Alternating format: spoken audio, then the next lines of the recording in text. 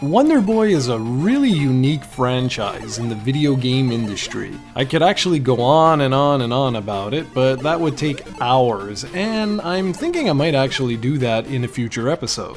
Today, though, I want to focus on Wonder Boy itself, which was released for the SEGA Master System.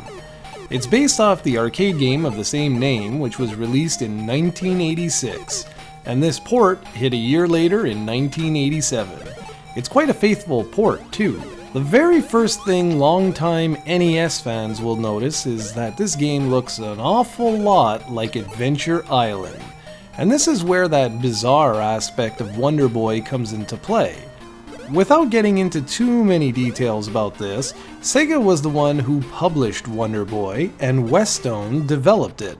Sega retained the rights to the name Wonder Boy, but Westone had the rights to pretty much everything else, including the source code and all assets. This allowed Westone to license the game out to Hudson, and together they made the Adventure Island series, while Sega continued to pump out new Wonder Boy games.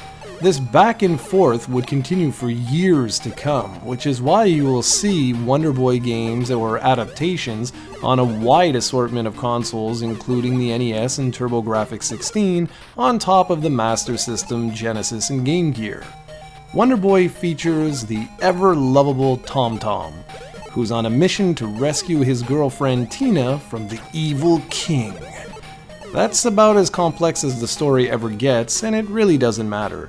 You're here to have fun, and fun you shall indeed have. The game is broken down into 9 areas with 4 rounds per area. Think of it like World 1-1, 1-2, 1-3, etc. Every 4th round, there's a boss fight, which are all played out exactly the same. The boss simply walks towards you and you shoot him in the face.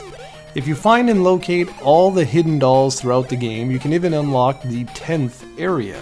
This is interesting because the arcade game only had 7 areas plus the hidden 8th, so the Master System version actually has 2 brand new areas. Tom Tom has access to a hatchet attack, a skateboard to quickly progress through the level, and a little angel which grants him invincibility for a short period of time. These items are all located in eggs that Tom Tom can break open by either jumping on them or throwing a hatchet at them. Sometimes nasty items are located inside the eggs, which will deplete Tom Tom's vitality meter. Once the meter is empty, it's night-night for Tom Tom. In order to keep the vitality meter filled, players have to race around the levels looking for fruit.